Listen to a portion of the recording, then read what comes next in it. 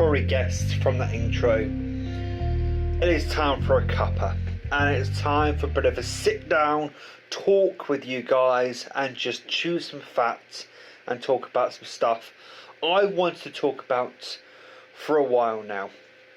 So I've got a nice cup of coffee here. I suggest you guys do the same. Pour yourself a drink, whatever it may be, even if it's just water, milk, coffee, chocolates, or hot cocoa, as some people might want to call it. A nice brew, a nice cup of tea, an alcoholic drink of some description. Please drink responsibly.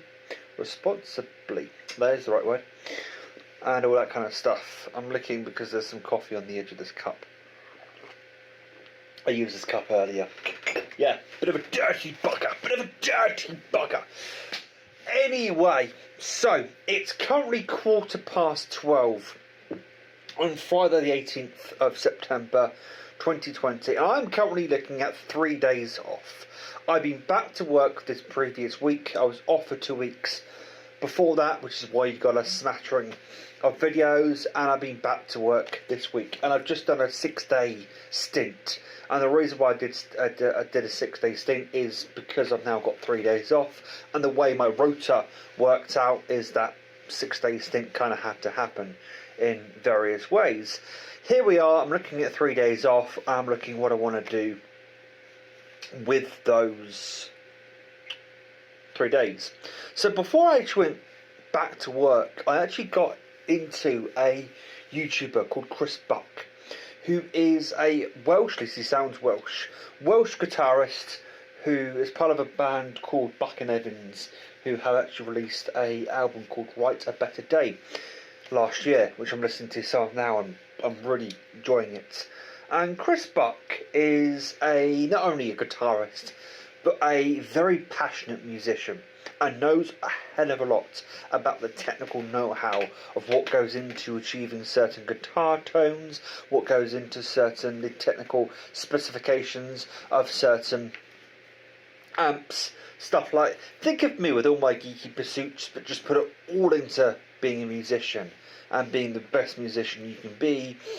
I wouldn't be surprised if he's got some sort of audio engineer backing or quantification or something. He is that good and that technical when it comes to stuff. He claims, and is a bit humble, that he doesn't know as much as maybe people think he does, but he's got some pretty damn good technical know-how. Plus he actually has customized his own guitar pickups that I think he sells or shows you how you can make or what have you, or maybe just leaves them unique to himself for his own enjoyment. But he really got me back into enjoying music, and he does a series called Friday Fretworks, and within that series he delved into how do they achieve this tone with certain known guitar tracks, and he explored a few Beatles tracks such as Helter Skelter. How did they achieve the tone of Helter Skelter? Also delved into, is Helter Skelter the first heavy metal track? There's a lot of people out there who believe that Helter Skelter is the very first heavy metal track, and it's the Beatles that pioneered the heavy metal genre because of the riff within Helter Skelter.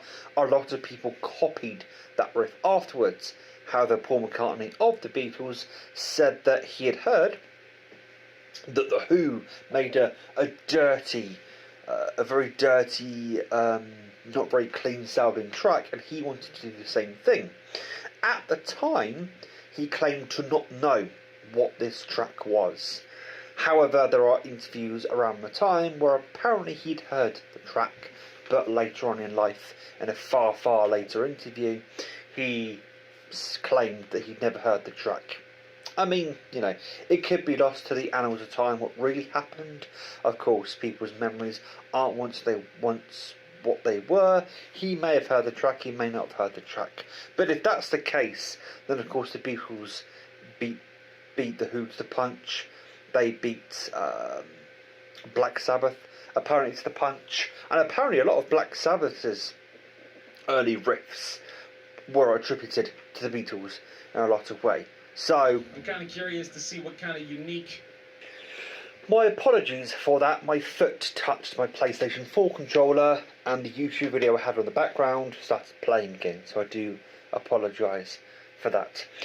Anyway, I was getting a bit sidetracked there, so it's good that I did have some sort of interruption to get me back on track. But the whole point of me explaining all of that, he goes into pretty intense, in-depth technical know-how on how things have achieved, which gives you a further appreciation for how it was achieved. And I've been listening to a lot of Beatles stuff over the last week or so.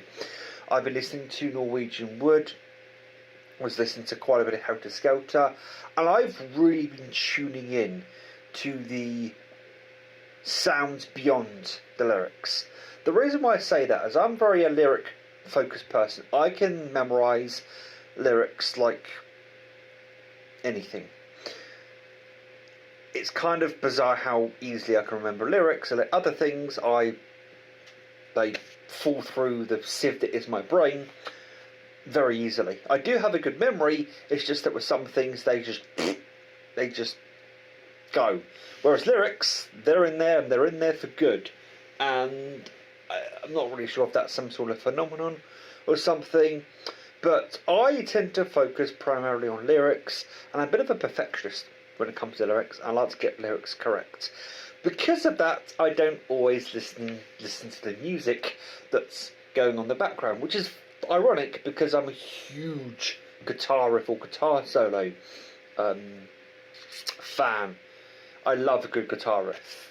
In fact, one of my favourite bands, Nevermore, Jeff Loomis, who is their guitarist, he is such an impressive guitarist.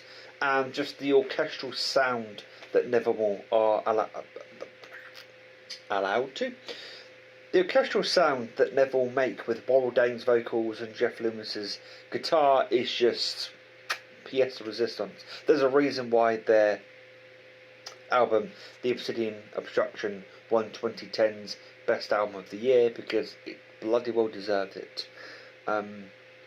Anyway, that was the first time I really connected between vocals and music and all that kind of stuff. Of course, 2010 was 10 years ago now, which is making me feel old, but that's beside the point.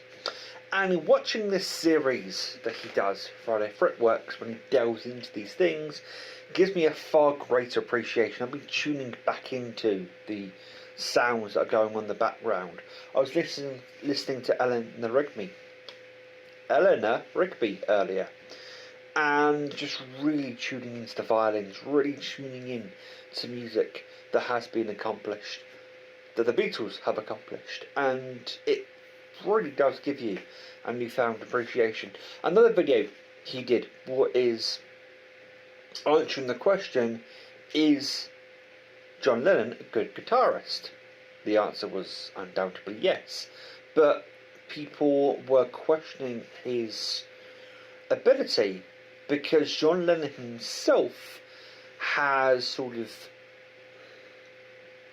gone on record and said that he doesn't think he's a very good guitarist, which is why you didn't hear him lead a lot of the tracks. There are some tracks he led, and when he did lead the tracks, were they good tracks. He sort of thought that Paul McCartney and George Harrison were better guitarists than he was. Even maybe Ringo Starr, I'm not sure, because they're all multi-instrumentalists. So I don't know if Ringo Starr could be a guitarist as well, for all I know. I don't know if he was solely a drummer or not. I know that many of the Beatles switched and swapped between different instruments on different records and songs and stuff like that. So that could have easily happened.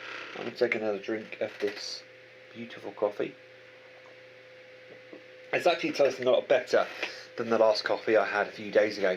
In fact, I've been avoiding making another coffee using that Nescafe Azera stuff because the last coffee tasted so foul that I'm like, yeah, I'm going to avoid that for a bit, because I put 2 spoonfuls, heaped spoonfuls of coffee in there because I wanted a strong coffee, because as I'll get onto in a bit in this video, I've been kaput for a lot of this week, and I wanted a strong coffee to wake me up when I got home. it just tasted like watery mud, is what it tasted like. And I'm not quite sure what constituted towards it tasting like, yeah, watery mud, but it did, and never again. Is basically what I'm going to say to that. But anyway.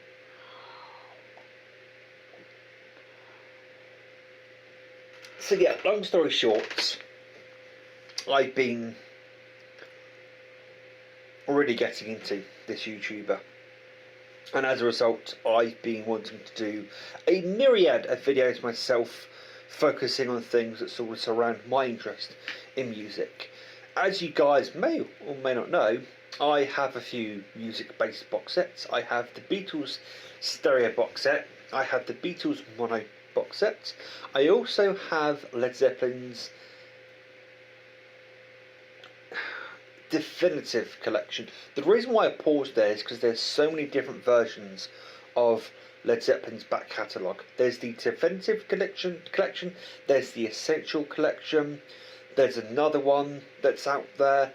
There are many sets you can buy that basically compiles all of Led Zeppelin's discography into one nice box set. It's just they all come with different names. I've got the definitive collection, or the Zozo collection, as it's sometimes called, or the mini LP replica set, as it's also called. I imported mine from America because at the time that I imported it, the US version was going for like $200-300. Sorry, the UK version was going for like £200-300. Sorry, and I didn't have that kind of money. Whereas I could import the US version for about £70. Well, the irony of it is, while I was importing it, one actually came up for sale in the UK for about £70-90. But I decided to go for the one in America. I got slapped with £30 worth of import duty and ended up paying £100. I ended up paying more for the American version than I did for the UK version. The UK version I thought might be fake. I then really feared that the US version I'd imported was also fake. Luckily it wasn't, but my bum was, it was squeaky bum time for a while there, because it took forever to ship. It took a good 3.5-4 weeks to finally ship, and when it did ship I had to wait a further week or two till I had the funds to pay for the import duties, because it actually came at a time of the month where £30 would have been better spent on food and stuff like that. So I had to wait a week or so before I could go and pick it up, whereas the one, if I'd ordered the one in the UK for £70-80, it would have been here very quickly, no import duties, blah blah blah. But hey, sometimes it's not about what you spend or how you spend it, it's the journey you go on, and I did learn a few things during that little endeavour. So anyway, I also own the Clash, their complete collection in the sound system box set, all but one album, which is Give 'Em Enough Rope, because that was their last album, and only 2 of the 4 Clash members were actually on that album, because the other 2 were fired before the album came out, well, before it was even recorded. So that's not in there for reasons, because Paul Simonon, I think is how you pronounce his name, he's the main guy who did the sound system box sets, and he was one of the band members who was fired. So as a result, he's not going to put, you know, an album he was not included on in that set. I also own the Aerosmith Box of Fire set, which I do want to show off at some point. However, I've got the cheaper version of that set that's not wooden, it's a very hard cardboard, but there are multiple versions of that set out there. So I have ideas surrounding all of those different things and showing off some musical stuff myself. Plus there's another box set I want to show off at some point, and I'm probably going to do that as well. What was I going to say? There was something else I was going to say, but I've forgotten. Can't be that important, can it? if I don't remember it. No, can't be that important. Plus, I've been getting into a hell of a lot of Spelunky 2 recently. Watching Spelunky 2, I haven't bought it yet. Again, funds are a bit limited at the moment due to one reason or another. Basically, I was overcharged for a pizza a few weeks back, and it's still an ongoing thing. I'm still trying to get it sorted. This Saturday, it would have been 2 weeks since I was overcharged for that pizza, and still haven't received a refund for the overcharge. So we'll see if I can get that overcharge back and go from there, basically. But I just wanted to come on here and ramble for a bit, basically, which is exactly what I did. I'm not really sure how many people are actually going to stay tuned to this entire video, because it was just a bit of a ramble, a bit of me just saying some things that I wanted to say. Anyway, guys, you take care, enjoy the rest of your day, and I will see you in the next video. Take care.